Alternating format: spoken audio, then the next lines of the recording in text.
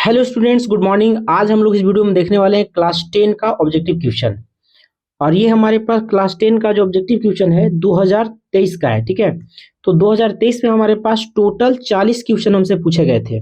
हम लोग उसी प्रीवियस पेपर का यहाँ पे आज रिवीजन करने वाले हैं और प्रैक्टिस करने वाले हैं। और आज हमारा जो सब्जेक्ट है वो है हिंदी। तो सबसे पहले हम लोग इसका देखते हैं इंस्ट्रक्शन। आप यहाँ पे देखेंगे तो इसमें लिखा हुआ है कि हिंदी का ये जो पेपर है ये 40 मार्क्स के लिए एमसीक्यू पूछे गए थे। ठीक है, कितने मार्क्स के लिए? 40 क्वेश्चन। ठीक है, और इसके लिए 90 मिनट का समय दिया गया था। इस बार 2025 में हमारा पैटर्न थोड़ा अलग है 24 के जैसा, यानी 30-50 का इसमें पूछा जाएगा। 30 मार्क्स के लिए हमसे इसमें पूछे जाएंगे एमसीक्यू, जबकि 50 मार्क्स के लिए हमारे पास रिटेन होगा, जिसमें आपको सब्जेक्टिव का आंसर लिखना पड़ेगा। ठीक है, तो चलिए हम लोग इसको आज स्टार्ट करते हैं। तो ये हमारे पास कुछ इंस्ट्रक्शन दिया गया है, वो सारे इंस्ट्रक्शन हम लोग पढ़ेंगे सबसे पहले, उसके बाद हम लोग यहाँ पे क्वेश्चन पेपर को स्टार्ट करेंगे।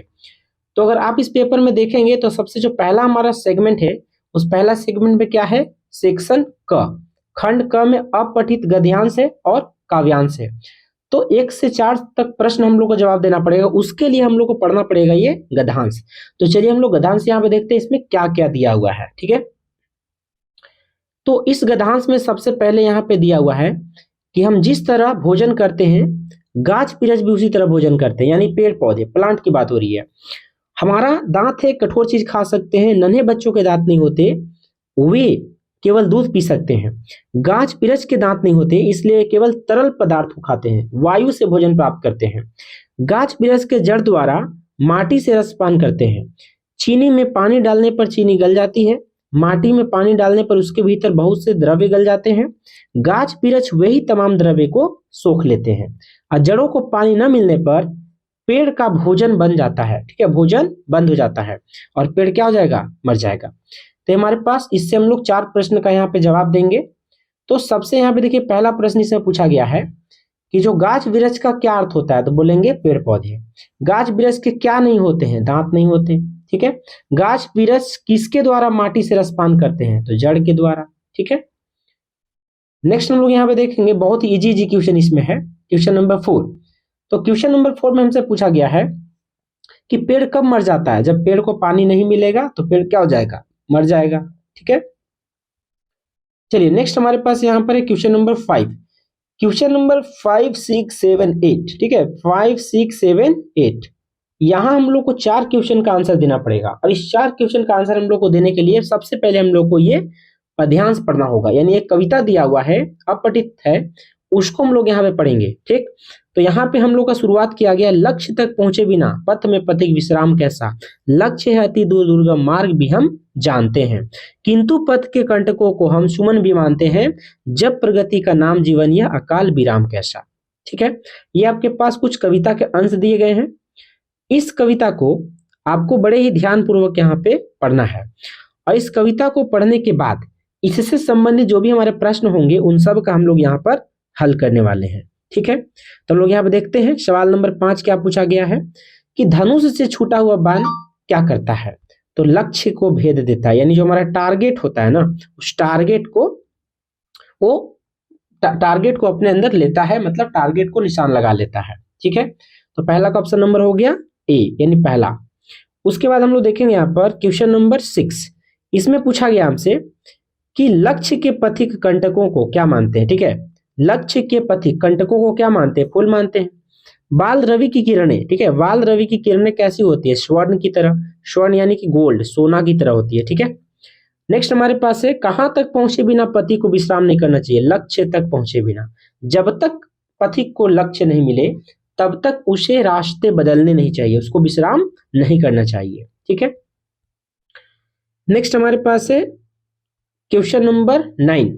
ये हमारे पास कौन सा खंड से है? व्याकरण। हम लोग अब यहाँ पे व्याकरण से यहाँ पढ़ेंगे। ठीक है, व्याकरण में क्या पूछा है कि जिस वाक्य में कर्ता और क्रिया उपस्थित हो वो कौन सी क्रिया कहलाती है? ठीक है, कर्ता और क्रिया उपस्थित हो। ठीक है, कर्ता और क्रिया, कर्म की बात नहीं हो रही है, कर्ता भी है क्रिया भी है, उसे हम लोग अकर्मक कहते हैं। ठीक है, बच्चा पुस्तक पढ़ रहा है, कौन सी क्रिया है? ठीक है, पूछा यहाँ पर, बोला बच्चा पुस्तक पढ़ रहा है, ये कौन सी क्रिया है? तो बोलेंगे सकर्मक क्रिया है। क्यों? क्योंकि पुस्तक हमारे पास क्या है, कर्म है, यानी हो जाएगा सकर्मक क्रिया। ठीक है, नेक्स्ट हमारे पास है क्वेश्चन नंबर 11। इसमें पूछा गया है कि किसान खेत जोत रहा है। इसमें क्रियापद को हम लोग को छांटना है। तो जोत रहा है, ये हमारा क्रियापद क्या है, क्रियापद यानी कि क्या होता है, वर्ब। क्रियापद यानी कि वर्ब। और कर्म का मतलब क्या होता है, ऑब्जेक्ट। कर्म मतलब क्या हो जाएगा, ऑब्जेक्ट। और कर्ता का मतलब क्या होता है, सब्जेक्ट।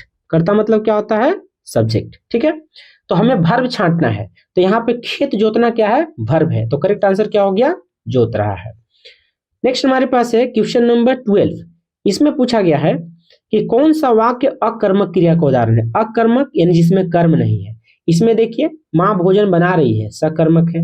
मैं शरबत पी रहा हूं, सकर्मक है। शरबत यहाँ पे कर्म हो गया, भोजन कर्म हो गया है। वह गीत गा रहा है, गीत यहाँ पे कर्म है, यानी ये सकर्मक क्रिया हो गया। ठीक है, पूछा हमसे है कि अकर्मक क्रिया का उदाहरण बताना है, यानी रमेश हंस रहा है।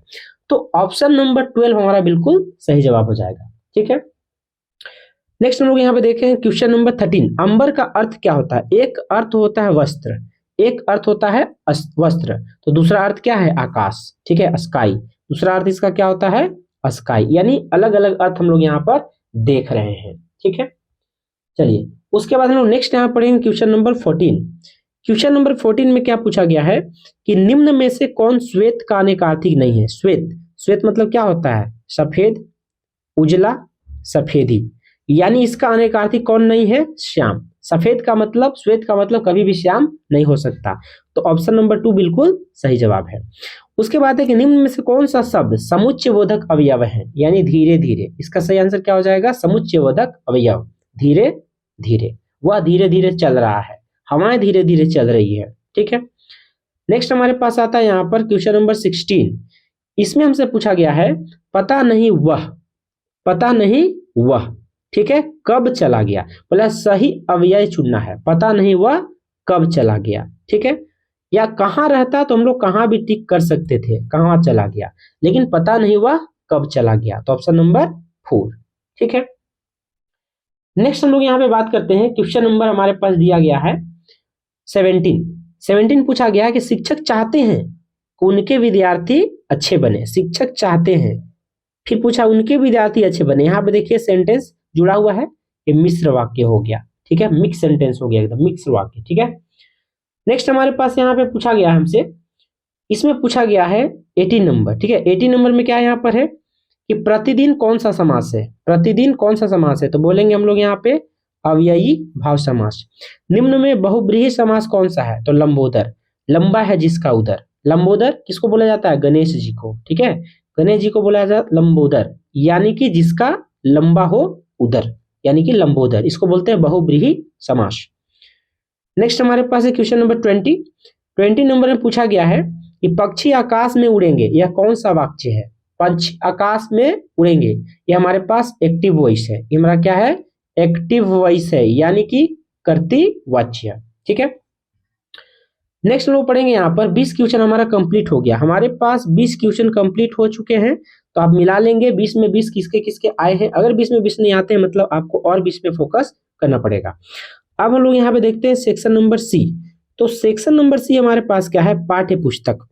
क्लास 10 में हमें 2 पाठ्य पुस्तक पढ़नी होती है। एक का नाम है क्षितिज, ठीक है, एक का नाम है क्षितिज और दूसरे का नाम क्या है, कृतिका। अब पाठ्य पुस्तक जिसका सही होगा उसका आंसर सही होगा। ठीक है, यानी वो लोग सही से आंसर देने में सक्षम हो पाएंगे। ठीक है, तो हमारा जो खंड ग है वो किससे है, पाठ्य पुस्तक से संबंधित है। खंड ग पाठ्य पुस्तक। ठीक है, तो हम लोग यहाँ पे देखते हैं कि इसमें पूछा गया कि बाल गोविंद भगत की संगीत साधना का चरम उत्कर्ष उस दिन देखा गया जिस दिन उनका बेटा मरा। इकलौता बेटा यह था, कुछ सुस्त और बोदा था, किंतु इसी कारण बाल गोविंद भगत उससे और भी मानते थे। तो ये हमारे पास बाल गोविंद भगत वाले चैप्टर से दिया गया है। ठीक है, अब इसमें पूछा गया है कि बाल गोविंद भगत का बेटा कैसा था। ठीक है, बाल गोविंद भगत का बेटा कैसा था, तो बोलेंगे सुस्त था, बोदा था। कितना बेटा था, तो बोलेंगे एक ही बेटा था, इकलौता, यानी कि एक ही बेटा था। ठीक है, नेक्स्ट हम लोग यहाँ पे देखें क्वेश्चन नंबर 22। इसमें पूछा गया है, इसमें पूछा गया हमसे कि बताइए बाल गोविंद भगत का बेटा कैसा था। तो बोलेंगे बाल गोविंद भगत का बेटा सुस्त और बोदा था, सुस्त और बोदा था। नेक्स्ट हम लोग यहाँ पे पैसेज पढ़ेंगे कि फादर को जहरवाद से नहीं मरना चाहिए था। फादर कामिल बुल्के की बात हो रही है, जिसकी रगों में दूसरों के लिए मिठास भरे थे, अमृत थे, अतिरिक्त कुछ नहीं था, अमृत के सिवा कुछ नहीं था। यानी उनके दिलो दिमाग में, उनके हृदय में सिर्फ और सिर्फ लोगों के लिए क्या थी? करुणा थी, अमृत था, है ना। तो उनको जहरबाद से नहीं मरना चाहिए था। तो इसी में हमसे पूछा गया है कि फादर बुल्के की मृत्यु किस रोग से हुई? तो बोलेंगे जहरबाद की वजह से हुई। विधान का क्या अर्थ होता है? विधान का होता है नियम, यानी कि रूल्स, है ना, नियम, रूल्स, या कई दफा इसी को हम लोग रेगुलेशन भी कह सकते हैं, है ना, रूल्स या रेगुलेशन भी कह सकते हैं। तो विधान का अर्थ क्या होता है? तो बोलेंगे नियम। ठीक है, नेक्स्ट हमारे पास है एक निर्देश दिया गया, हमारे पास पूछा गया है कि हमारे हरि हारिल की लकड़ी, यानी काव्यांश पढ़ना है। जो काव्यांश हमारे पास है ये पठित काव्यांश है, हमारा 36 किताब से दिया गया काव्यांश है।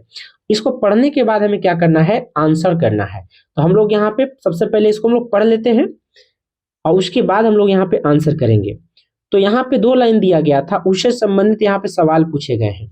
तो पहला सवाल क्या है यहाँ पर कि गोपियों की दशा किस पक्षी की तरह हो गई है? तो हारिल पक्षी की तरह हो गई है। ठीक है, हिरन तो खैर पक्षी होता ही नहीं है। ठीक है, उसके बाद बोला गया यहाँ पर कि यह नंद नंदन किसे कहा गया? नंद नंदन भगवान कृष्ण को कहा गया है। ठीक है, और भाग्यवान किसको कहा गया है यहाँ पर? तो भाग्यवान यानी बड़ा भागी किसको बोला गया है? तो बोलेंगे उद्धव को। भाग्यवान किसको बोला गया है? उद्धव को। लेकिन नंद नंदन किसे बोला गया है? तो भगवान श्री कृष्ण को बोला गया है। ठीक है, चलिए नेक्स्ट हम लोग पढ़ेंगे क्वेश्चन नंबर 27। उससे पहले हम लोग यहाँ पे देखते हैं पठित काव्यांश हमारे पास क्या है? घेर घेर घोर गगन धराधर ओ, घेर घेर घोर गगन धराधर ओ, ललित ललित काले घुंघराले, बाल कल्पना से पाले। ठीक है, ये हम लोग पढ़ेंगे, हमारे पास पठित है। तो पूछा गया है कि ये कहाँ पर है, बोला है कहाँ से दिया गया है ये। ठीक है, तो हम लोग यहाँ पे बोलेंगे उत्साह।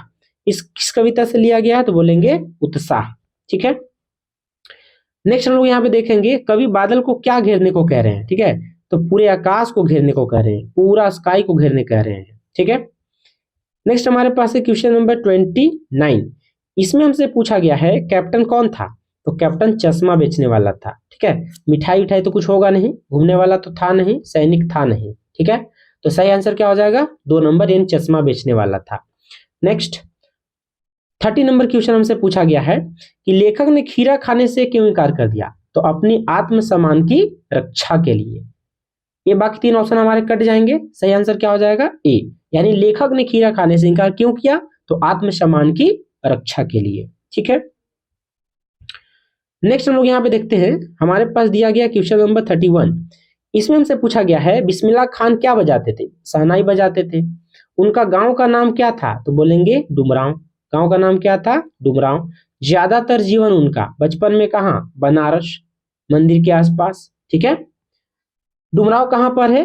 तो बोलेंगे हम लोग बिहार में है। डुमरांव कहाँ पर है? बिहार में। ठीक, बिस्मिल्लाह खान क्या बजाते थे? तो बिस्मिल्लाह खान शहनाई बजाते थे, शहनाई वादक थे। ठीक है, शहनाई वादक यानी शहनाई बजाने वाले। क्वेश्चन नंबर 32, लेखिका मनु भंडारी का बचपन किस शहर में बीता? तो बोलेंगे अजमेर।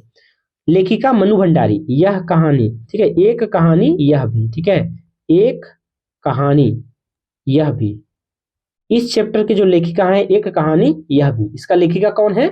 मनु भंडारी। उनका बचपन कहाँ बीता? अजमेर में। ठीक है, परशुराम के गुरु कौन थे? तो भगवान शिव थे, भगवान शिव थे।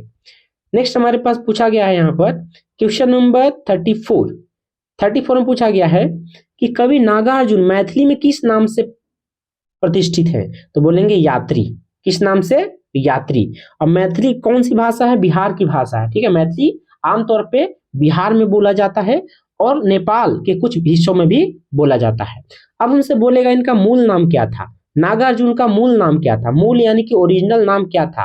तो बोलेंगे वैद्यनाथ मिश्र। ठीक है, इनका जो ओरिजिनल नाम क्या था? तो बोलेंगे वैद्यनाथ मिश्र था। ठीक है, तो नागार्जुन के नाम से फेमस हुए, लेकिन मैथिली में इस किस नाम से फेमस हुए? तो बोलेंगे यात्री। ठीक है, मृग तृष्णा का मतलब क्या होता है? छलावा, छल कपट करना। ठीक है, छल कपट करना। मृग तृष्णा का अर्थ क्या होता है? तो बोलेंगे छलावा। Option number 1। नेक्स्ट हमारे पास क्वेश्चन नंबर है 36। क्वेश्चन नंबर 36, इसमें पूछा गया है मुख्य गायक की आवाज कैसी थी। यानी हमारे ये जो दिया गया है कृतिका, जो हमारी कृतिका बुक है, वहां से प्रश्न पूछा जा रहा है। हमारे पास अब 5 प्रश्न कहां से पूछे जाएंगे, कृतिका से पूछे जा रहे इधर, ठीक है। तो इसमें पूछा गया है कि मुख्य गायक की आवाज कैसी थी, बोलेंगे चट्टान जैसी भारी। नेक्स्ट है भोलानाथ के सिर में क्या थी, तो बोलेंगे लंबी लंबी जटाएं, लंबी लंबी जटाएं थी, ठीक है। नेक्स्ट हम लोग यहाँ पे देखने वाले हैं क्वेश्चन नंबर 38। इसमें पूछा गया हमसे कि कभी कभी बच्चे किसका जुलूस निकालते थे, ठीक है, किसका, तो बोलेंगे बारात का जुलूस निकालते थे, ठीक है। ये शिवपूजन सहायक के द्वारा, ठीक है। हम लोग यहाँ पे देख लेते हैं, हमारे पास 39 क्वेश्चन यहाँ पे है। पूछा गया इसमें कि जॉर्ज पंचम की लाट कहाँ स्थित थी, है ना। जॉर्ज पंचम की लाट कहाँ स्थित थी, तो है दिल्ली में। कहाँ पे स्थित थी, दिल्ली। उसके बाद है गैंगटोक नगर कहाँ पर है, तो बोलेंगे सिक्किम। ये सिक्किम का राजधानी है, ठीक है। सिक्किम का राजधानी क्या होता है, तो बोलेंगे गैंगटोक। सिक्किम का राजधानी कौन सा है, गैंगटोक, ठीक है। तो पूछा है कि गैंगटोक नगर किस राज्य की राजधानी है, तो बोलेंगे सिक्किम। तो इस प्रकार से हमारे पास 2023 का हिंदी पेपर हमने यहाँ पे एमसीक्यू डिस्कस किया हुआ है। और आप देखेंगे कि आपका 40 में कितना 40 मिला या नहीं मिला। अगर आपको नहीं मिलता है तो आपको रिवाइज करने की जरूरत है। आप पूरे सिलेबस को थ्रोली आप प्रैक्टिस करेंगे। अगर आपको एमसीक्यू सब्जेक्टिव ऑब्जेक्टिव से रिलेटेड कोई भी यहाँ पे अगर मान लीजिए आपको डाउट होता है तो आप कमेंट सेक्शन में अपना क्वेरी छोड़ सकते हैं, और सारा का सारा क्वेश्चन आंसर सॉल्यूशन और जो भी आपके पास पीवाईक्यू होंगे बोर्ड एग्जामिनेशन से रिलेटेड आपको इसी चैनल में मिलते रहेंगे। तो चलिए आज हम लोग इस वीडियो को यहीं पे करते हैं फिनिश। अगर आपको वीडियो पसंद आता है तो आप इसको लाइक शेयर कर देंगे, ठीक है। और अगर मान लीजिए आप इस चैनल को पहली बार देख रहे हैं तो सब्सक्राइब करना नहीं भूलेंगे। और अगर आप इसको नोटिफिकेशन बेल को दबा देंगे तो आपको मेरा वीडियो अपलोड करते के साथ ही मिल जाएगा, ठीक है। तो आज हम लोग इस वीडियो को यहाँ पे करते हैं फिनिश। मिलते हैं इसी तरह का नए वीडियो के साथ। तब तक के लिए जय हिंद, वंदे मातरम।